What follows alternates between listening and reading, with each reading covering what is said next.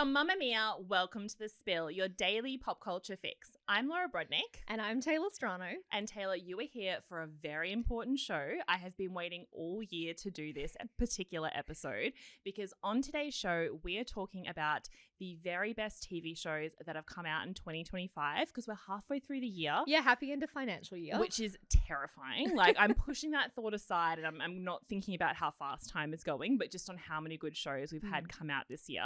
This has been a very tall order to fulfill. So I hope that I do the Spillers justice. I feel like you and I, Laura, watch a lot of TV. We rewatch a lot of comfort TV. So I had to really think about what I've watched and actually enjoyed that's been a new release this year. Yeah. Okay, so you touched on a good point because first we're going to do rules because what is a pop culture and entertainment podcast without some hard and fast rules? Some type A girl stuff right there. That if anyone breaks, I will yell at them. Okay. So not you. Noted. Okay, so that was a dig at Emily Venom for when she's on the show. So the criteria for this year that we were looking at for the ones we're going to deep dive on are TV shows that have premiered their first season this year. Okay. So the brand new TV shows that we were introduced to the first time. So we've picked our faves, but there's a few others we wanted to mention. Yes, honourable mentions, because what is a roundup of the best TV without a couple of honourable mentions? Now, these are shows that were technically a new season this year, however, not a new show. Of course, we would be so silly to not talk about The White Lotus. Yes. Season 3 took us to Thailand this year, brand new cast. Although a couple of returning cast members, it was so nice to see Natasha Rothwell back in this season. Yes. And of course, I mean, I can never remember his name because he keeps changing it. Greg. Oh, yeah. Not Greg. Yep. Evil Greg, you can call him. Evil Greg, thank you. If you know, you know. And if you don't, you need to go back and watch the first two seasons. Are you a fan of The White Lotus? Yeah. So, I mean, I have my favorite. So, season 2 of The White Lotus, I have watched close to 20 times. Yeah. That is like just a lot. Something I go back to. Exactly. And then this new season I really did love as well, particularly maybe it's like season 2, season 3, then season 1 for me. Hard agree with you there. I think season 1 was the worst and I'm like almost fearful that people watched that and then didn't return for the next two. No, I have told so many people to go and watch season 2 and they only have recently because of that. It's good TV, but it just doesn't live up to the hype of the other seasons. I think the point of difference this season was there's always like usually one or two standout characters. Obviously, Jennifer Coolidge's Tanya is a standout character. Aubrey Plaza was a standout in season 2. This season, I feel like it was a three-way tie between Chelsea, Rick, and of course, Victoria Ratliff. Oh, yes. The other one for me, Laura, is Big Mouth, which wrapped up its 8th and final season. Yeah. It is such a silly little show, and it is about absolutely like bonkers, batshit, adolescence, coming of age, hormones. It's really, really silly. But it has such a banging cast, and every season they upped it and upped it. Like season 7, Megan Thee Stallion appeared and she rapped in it, and it was just, it's so fun and silly, and I really loved it. What about you? What are some of the honourable mentions for you this year? Oh, I mean, I'm going to say Apple Cider Vinegar at the top because that is a new season that came out this year, but we've just got so many other entries. We had to sort of bump it up the list. But obviously that was a huge kind of cultural moment as well as being like a TV show that everyone in the world watched. So we did do a whole brutally honest review on it that we'll link in the show notes. So I'll save all of the chatter about that for there. Otherwise, this podcast is going to be 2 hours. Yeah, 100%. I feel like I love that as well because it was an Australian story that gripped the world, and it's always nice when the attention is on us down under. Exactly. Listening to so many of the American podcasts that are in my weekly podcast rotation, listening to them discover that show for the first time because they were like, is it fiction? And you have people Google it, a podcast, like, let me check. No, this really happened. No, it didn't happen. And I was like, oh my God, I can't wait for you guys to realize that this is a real story. And when you do, go back and listen to the quickie because we did a What is Fact v Fiction in Apple Cider Vinegar. Yes. And I feel like that's the kind of information that people are still looking for now they've watched that show. Okay, so getting into the best new TV shows of the year so far, what is the first show you're going to put out there? Okay, the first one that I'm putting out there is from Netflix. It is 4 seasons. Have you watched this? Yeah, the Tina Fey one, right? Tina Fey. So, created by Tina Fey, it's comedy, drama, and there's like this really lovely cast that goes along with it. So, Tina plays Kate, and her husband is played by Will Forte. He plays Jack. And basically, it's these 3 couples. So, Tina Fey, Will Forte, Steve Carell's in there, Kerry Kenny Silver, Coleman Domingo, and Marco Calvani. They're these 3 couples, and it just sort of tracks their relationship with each other, with them as individuals, and their intimate relationships as they go on these seasonal trips together. A group trip terrifies me. I actually hate the idea of going on. Really? Yes. I've got issues. I know that's a me problem. The idea of a group trip. This is a horror movie for you. Yeah, well, I really enjoyed it though, because even though things do go wrong and one of the relationships breaks down, there are these really great moments of joy and light and funny in an otherwise quite dramatic and sometimes sad series. But what I actually really like about this, Laura, is I feel like at the moment there has been this massive resurgence in shows about teens or teen dramas, teen comedy, young adult sort of stuff. And this focuses on characters that are in that next phase of life and the complications and the nuance that happens in amongst those storylines. So I really liked it for that reason. You've seen it. What did you think? Yes, no, I really liked it. And I also love that like Tina Fey has just been off our screens for so long. And she obviously does a lot of creating and producing behind the scenes, but it's the first time she's come back as a lead actor in a project like this. And I just loved watching her I loved her in the show, but I also loved watching her do the press rounds before it, because she said the day you're allowed to like post reviews, she jumped online, she was looking at the reviews, and the top most like comment on a review was from a woman called Rhonda being like, Tina Fey is the worst actress in the world, she shouldn't be here. And she was like, and I'm back in the biz. Which I loved for her. Love that. A question though, if you're a really big fan, what did you think of the fact that it's coming back for another season? Because I found that quite jarring. I thought it felt like a one and done show. Yeah, so I hold the unpopular opinion that most television shows should end after one season. Okay.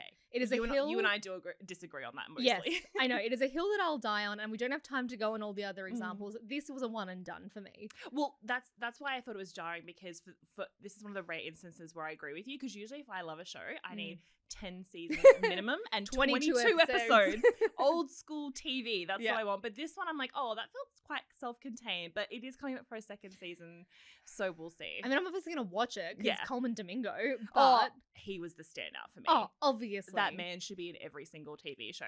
Well, speaking of men that feel like they're in a lot of different TV shows, I mean, this guy's kind of made a bit of a comeback. I want to talk about The Pit that's on Max, which has been a huge TV show that's come out in the second half of this year. So it's a medical procedural drama, which I try sometimes not to watch because I am a hypochondriac. I've had to ban myself from watching Grey's Anatomy. This is a surprise take from you. No, okay? I know. Well, the thing is, like, I feel like I should say this for the people, because like it is arguably one of the best new TV shows of the year, but it does make me feel like I'm close to death as I watch it. So these are the sacrifices I make for the spillers. So what's interesting about this is that it's created by R. Scott Gemmell and it stars Noah Wyle.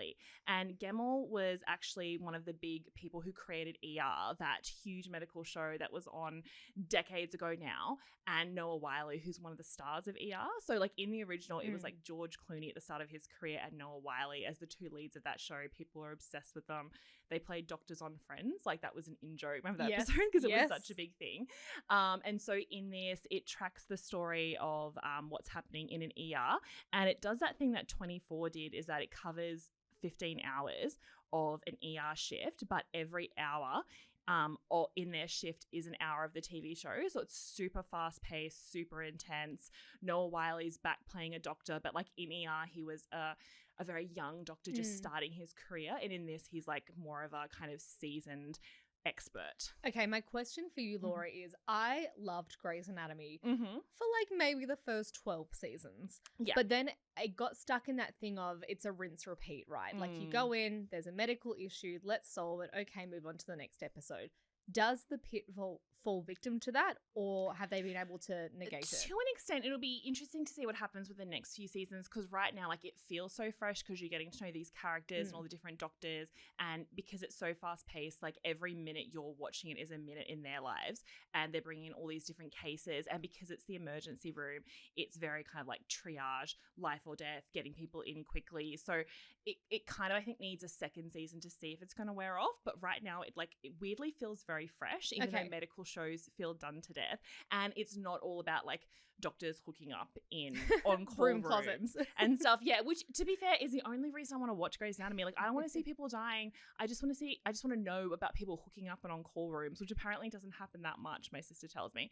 But an interesting fact about this is like I've kind of haven't helped the situation because I just said ER about 5 times. Yeah. But the widow of the other creator of ER is suing the show because she says like it's damaging the legacy of ER and a blatant ripoff. Because she was like, basically, and I'm paraphrasing all her legal documents here, but basically she's saying Noah Wiley was a star of ER and he played a doctor, and he's playing a doctor here with the other people who worked on ER. So she's like, you've basically taken ER and revamped it into this knockoff show that's capitalizing on her dead husband's legacy. Oh. And Noah Wiley has put out a statement saying he's really saddened that this is happening. But yeah, they are getting sued by ER, so that's a lot. We'll see what happens there. I mean, do people not yet know that no idea is original anymore? I know. No, I think it's the fact that she feels like they're really capitalizing because they keep saying, like, if you loved ER, not that their official marketing says that, but like the vibe online is like, if you loved ER, this is ER in a different way, kind of thing. Okay, so one season of that this year so far. Yes. I fear that I'm about to lose you with my next recommendation. Again, from Netflix, this is a docu-series called Power Moves. Based on that name, what do you think it's about? Okay, I'm intrigued. I'm not completely turned off. Power Moves. Dance? Oh, bless your little heart. corporate espionage. What's something else? Wrestling. I would watch the shit out of that. You've piqued my 3 interests. Okay, Power Moves is a Netflix docu-series that follows NBA legends Shaquille O'Neal and Allen Iverson as they lead Reebok's comeback from the brand's Boston headquarters. Does anything from that sentence appeal to you? I mean, look, I've seen Air. Okay, movie great. About Michael Jordan shoes, so I'm like, I'm kind of invested. I don't know if NBA, which is basketball, well done, and shoes is really like my 2 points of interest. Okay, but I guess a documentary is about teaching you things. I'm probably not going to watch this one. No, I'm that's just okay. It out there, but do you know who Shaquille O'Neal is? Yeah, he's a really famous basketball player, right? Well, that's half the struggle. Yeah. Do you know who the other guy was? No. Okay. Couldn't tell you. I don't know that man. And to be honest, don't ask me any follow-up questions about Shaquille O'Neal. I just know that he was a basketball player. He's really tall. Super tall, which the fact that he's a basketball player isn't. And he's gone on to do like media stuff, right? Yeah. Well done, Laura. Yeah. That's probably how I know him. Yes, he's a media and basketball commentator. Okay, so basically Reebok were one of the leading shoes in the NBA. So lots of basketball players would wear them. They had lots of sponsorship deals with players. They dropped and fell from obscurity. Shaq is back. He's now the president of Reebok Basketball, and it's his task, along with the vice president, Allen Iverson, they're both big basketball players, to relaunch the Reebok basketball shoe brand. If that doesn't sound like something you're into, that's totally fine. Laura's not going to watch it, but maybe you will. If you liked that film by Ben Affleck, Air, which was about making the Air Jordan, this is like that, but real. Okay. That was real.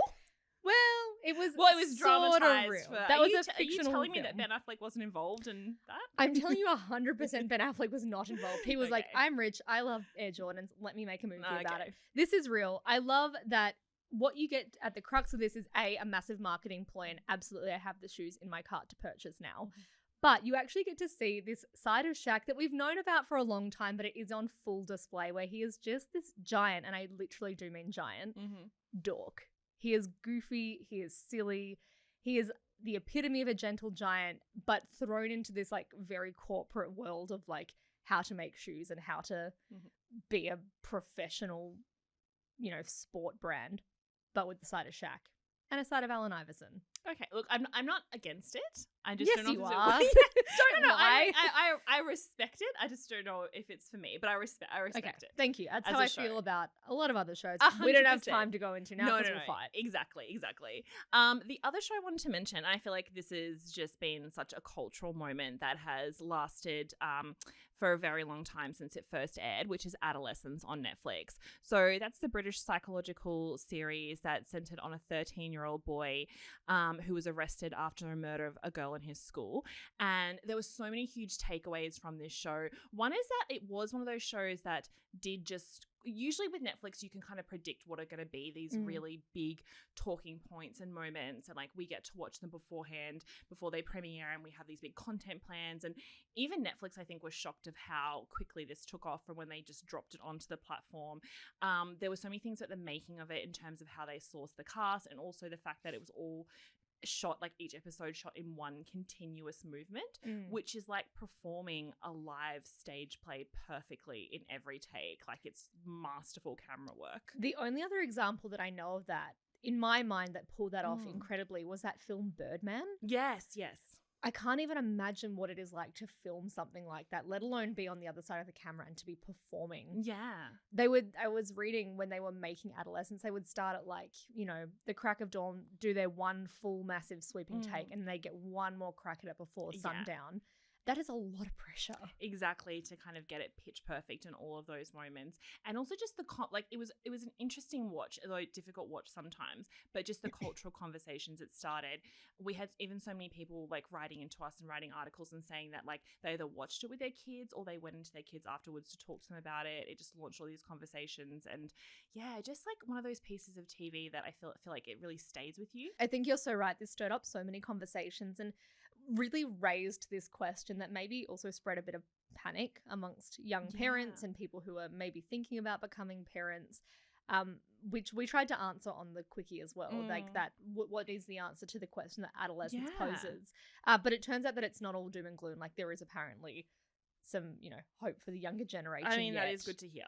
I think that, like, you know, it's so easy to say this is one of those shows that will sweep awards season and it'll be given all of the acclaim and victory. But I do think, like, rightfully so, that one take thing we said was really hard to do. And it's even harder to do when it's something of such severe, like, serious content. Yeah, so exactly. Props to the whole people that were involved in that. Yeah, and if you haven't watched it because you were turned off by, I guess, just like the very brutal themes in it, I'd say still go back and watch it because you kind of do get swept away in the story and it's worth the anxiety it'll cause. It's only 4 parts as well, so you don't have to commit, you know. Nice little Saturday night binge. Sure. Not sure who's watching that on a Saturday night. Yeah, don't do that. Absolutely. Change of pace here and heading across to Disney Plus for a show and a man who I love. I think you do as well, Laura. Tucci in Italy. Oh, yeah. Hot. And also culturally important, but hot, culturally important. I think it's okay to say. I see a lot of my identity in there. It's great. But Stanley Tucci is the main thing. Now, I hope that you'll forgive me because this technically does not break the rules of a new release. I knew this was going to happen. So, Tucci in Italy, not to be confused with Stanley Tucci Searching for Italy. Completely different shows. They were on different networks. Okay. That one there was from CNN. It aired in 2021 and 22. This is Tucci in Italy. It's a Nat Geo production, which we get to watch via Disney+. Is the premise pretty much the same where Stanley Tucci is just being adorable and traversing Italy and eating all the food and engaging with the locals in all the different regions? Absolutely. Am I still going to make a case that you should watch it because it came out this year? Absolutely. That's all I want from that man. Great. I just want him to go through Italy and I want him to like roll up his shirt sleeves and show off his little buff tanned arms. And I want him to explain to me the different flavors of wine and the cheese and why I should have a particular sandwich and why I should get wine from a particular place. That's all I want from that man. Well, that's all you get from him. Exactly. And that and for him to be in the Devil Wears Prada sequel. There's 2 things I want from that man and he's delivered one. Well, interestingly, so the reason that I knew about this show before any marketing hit me is because he talked about it literally nonstop. I reckon every chapter there was a mention of making this show in his latest book, What I Ate in One Year. Yeah. But in his memoir that came out a couple of years ago, he spoke so fondly of working with Meryl Streep and like they have this beautiful relationship. And so I'm like, if he's not in The Devil Wears Prada 2 with Meryl Streep, I will be devastated. Well, he's married to Emily Blunt's sister as well. Oh, because they met. Oh, this has become a Devil Wears Prada chat. Which, if you don't know the law, buckle in. Yeah, exactly. No, well, he met Emily Blunt in Devil Wears Prada, and she's like, "You'd love my sister." Introduced them, and now they're married with children. Yeah, and he speaks so lovingly of his wife Felicity. Just that whole family dynamic is fantastic. But yes, Tucci in Italy. It does what it says on the box.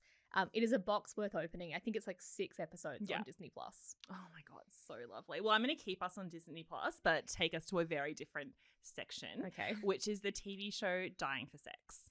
Okay. This TV show. I wonder what it's about. Yeah, I mean, well, buckle in because it doesn't exactly do what it says on the tin in a way. So this show has completely stayed with me and it's based on a true story. So it's based on the story of Molly Cochran, who was an American podcaster. She lived in LA and after she was diagnosed with terminal cancer, she decided to kind of blow up her life. She separated from her husband and she went on this kind of odyssey to discover what she wanted from sex, from herself, from partners, and she documented it all in this podcast. And the show, Michelle Williams plays her in the TV show, and she is incredible. Like, I know this is a TV show, but also Michelle Williams is due her It's Time Oscar, because she's one of those actresses who's been so incredible and has been nominated for an Oscar so many times, and it gets to that point where they'll just give it to her for something just for her career. Yeah. And I was like, I know like this is breaking the rules, but just give her the Oscar for Dying for Sex, because it is the performance of her career for sure. She's so incredible, so funny, so heartbreaking. And Jenny Slate plays her best friend based on the real woman in the show. And as much as it's a show about Michelle Williams' character finding out she has terminal cancer, leaving her husband, who's perfectly lovely, but also going on this like wild sex odyssey to discover things about herself, mending her relationship with her estranged mother. It's really about these two best friends, and the way that Jenny Slate's character is there for her. Like there's such a heartbreaking scene when Michelle Williams' character is like close to dying, and Jenny Slate's character is supporting her through it all, and they say to her like, should we take the breathing tube out, but she could die, and she's just like, I don't know, like I haven't slept in days, I haven't showered in weeks, I'm watching my best friend die, I'm wearing toilet paper for underwear, and you want me to decide what to do? And so you have those moments, but then you also have funny moments where she's like reenacting movie scenes in the hotel room, and like also you have all these like crazy sex scenes as she discovered what she likes. And I also think like death is so uncomfortable. Like I can't stand TV shows and movies about death. I find it way too confronting. I would just love to pretend that doesn't happen. But it kind of like the show makes you to confront it in such an interesting way. Like there's a scene where one of the nurses who's looking after her comes in, and she gives this speech that's really stayed with me, where she talks about the fact like your body knows how to live, but your body knows how to die. Isn't that amazing? Like your body, she's like, you don't have to worry when she goes into palliative care. She's like, you don't have to worry. Your body knows how to die. It's going to do this, and then it's going to do this, and it's going to do this, and then you're going to go into a euphoria, and you're going to feel so comfortable because your body is preparing. And like you're watching like Michelle Williams react to that, but I'm also just watching it as if you were being like, holy hell, that's amazing. So like Dying for Sex, so good. Like everyone should watch it. Like you'll sob, but it's so worth it. I think that's a really interesting point about how we approach death in pop culture and television, just in our everyday lives as well. Because like, yeah, sure, it's inevitable, but whenever people try to portray that in television and film, it usually so often misses the mark, where they go too hard with the ham and the comedy, or they go way too sincere. And this feels like it strikes a really nice balance between the two. Exactly. And the fact that it's also based on a true story, and like you should definitely like watch the show and then listen to the podcast, because they really go together very well. Okay, I'm back on my sport BS. Okay. Oh wow, another sports show came out this year? Laura, it's very, very rare that I get to come on this podcast. So when I do, I will abuse the power. Okay. You've seen this though. Oh, okay. And I'm sure that you have a take on it. It's from Netflix. It's Running Point. Yeah, I really liked Running Point. I understand the criticism though. Okay, guys, I get it. Okay, so if you don't know, Running Point, Netflix comedy series. It was created by Mindy Kaling, who we love. It stars Kate Hudson as Isla Gordon, who unexpectedly like becomes the president of the Los Angeles Waves, which is a basketball team. Yeah. I'm in my basketball villain era. But basically, she becomes the president. She's got a couple of brothers who also work at the family company, and they're all kind of annoyed that she's the president. She was the party girl. She was the black sheep a little bit of the family. And now she's sort of trumped them all into this high-ranking role. And they're conspiring against her. Nobody thinks she can do this job. She's out to prove them all wrong. Her best friend / assistant is played by Brenda Song, which I know we've already talked about this, but like how nice is it to see Brenda Song back on our screens? That is the best part of that show for me. Like there's other bits I liked, but it is the best role that's been written for Brenda Song in so long, and she just nails it. And I hope she gets all the award nominations for that role in the comedy genre. Yeah, I'm like pushing for her and Kieran Culkin. I'm pushing for her and Macaulay Culkin, but like I would also be okay if it was Kieran Culkin to like play a couple in the White Lotus season 4. That needs to happen. Yeah, she needs to be on the White Lotus. Yeah, 100%. 100%.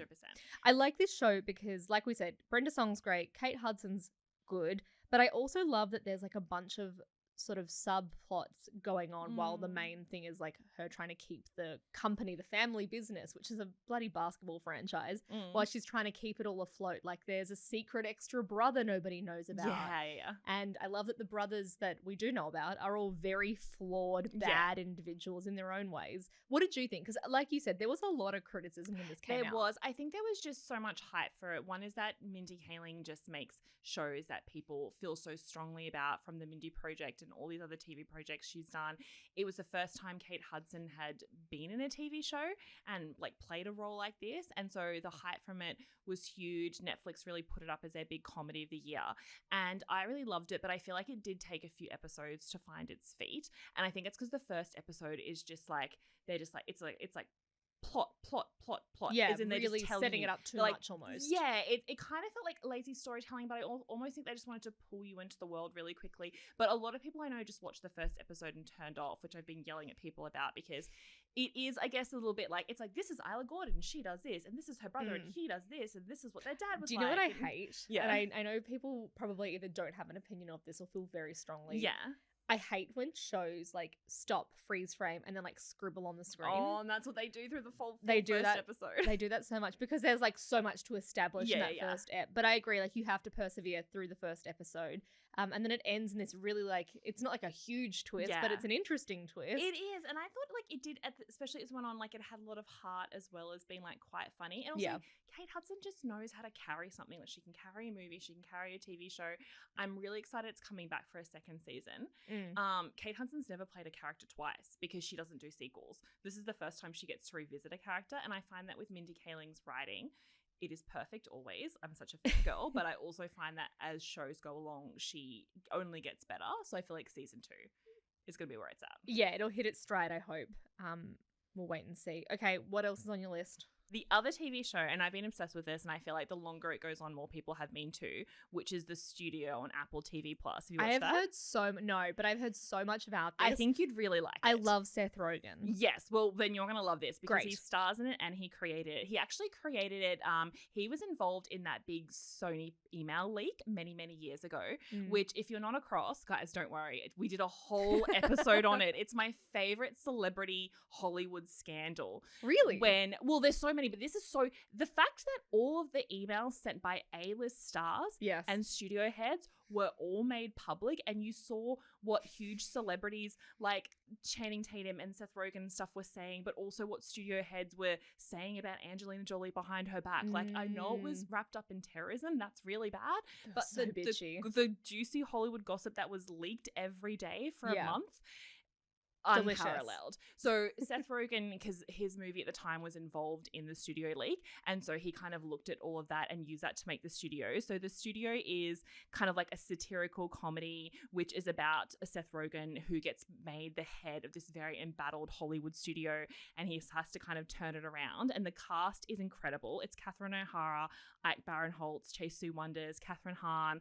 They're all incredible, and it's got all these like wild stories about like the inner workings of this Hollywood studio. But what's really great is they have all these big stars come in and play caricatures of themselves. Oh, I love that. He's done that before as well. Yeah, it works so well. It's kind of like like his last couple, he's done a few movies where he has people play themselves. Yes. It always works so well. But like Olivia Wilde comes in and plays like a caricature of herself, and she's so good. Zac Efron does it. He's really funny. Oh, I love this. Jean Smart does it. Charlize Theron. I think my favorite one though was Martin Scorsese playing himself. No way. Because he just like what a get. I know, like as if he would do that. And he's also so like good. low-key kind of a bastard, right? Yeah, but he comes in and just plays like this wild caricature of himself, and I'm sure it's actually kind of what he's like, but like that is just such a kind of a wild ride. So it's already been renewed for a second season, and you don't have to be super interested in like the inner workings of Hollywood to watch it. You can just watch it as a comedy, and it doesn't even matter if you don't know who half these people are who are playing themselves, and some of the best people are playing fictionalized characters. So love it. Yeah, so good. The other one I want to mention just to finish us off is a show that came out this year called The Last Anniversary that came out on Binge.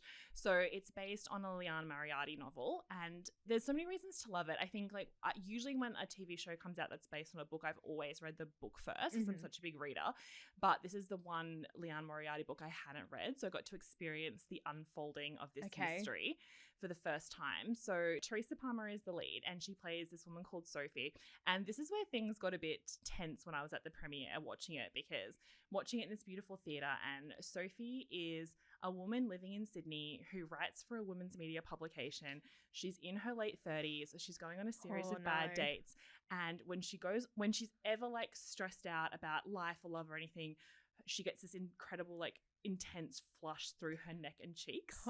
How are you? Oh, no. So is it, I'm like, I was watching it and I literally like. Did you know this when you interviewed Teresa Palmer? Yeah, because I interviewed her after the premiere, and so in case you don't know me, that's me. Like that's me to a T, including the intense flush, the same age, the same like, and even when she was like she's talking to her ed about stories, and she was like, oh yeah, just like do this and do that, and like just the way she talks about working in the women's media, I'm like, this is the bad dates, everything. Like it's just so, I felt like quite like, I'm like, I feel like attacked, and I also feel seen. Yeah. So that's the only part that Sophie and I are the same person, because after that she this man that she had dated years and years and years ago, who's a bit of a jerk, lets her know that his grandmother has left her, his grandmother has passed away and left her, Sophie, his ex-girlfriend of many years, her house on this tiny little island off the coast of New South Wales called Scribbly Gum Island, and all the family members live there, and there's a mystery attached to the island. So this is where it's like a love story of Sophie like moving to the island and living in this house and trying to discover why it was left to her. And one of the reasons she decides to go is at the end of the letter it says, I think you'll find love here, there's a man that you should meet. So she goes there and she meets all these different men, and every time she meets a man, including a man who she used to date who was married to her ex-boyfriend's cousin, it's a whole thing. Oh, it's a whole web. Living on the island, yeah. So as much as it's about Sophie like meeting all these different men, some of them are great, some of them she has wild sex with, some of them are awful. It's like also this mystery, because the island Scribbly Gum is known for this mystery where a baby, like a couple moved to the island and then they disappeared and a baby was left, and the baby is like now a grown-up woman living on the island. So then Sophie, who's a journalist, goes back and tries to like solve the mystery. I'm hooked. So I just really loved it. I found it so I went to the premiere and I watched it and I interviewed Teresa Palmer, and that was amazing. But then every week, and I've got a lot of TV to watch, so I don't watch stuff unless I have to, but then every week I turned on binge to watch the next episode because I loved the weekly drop.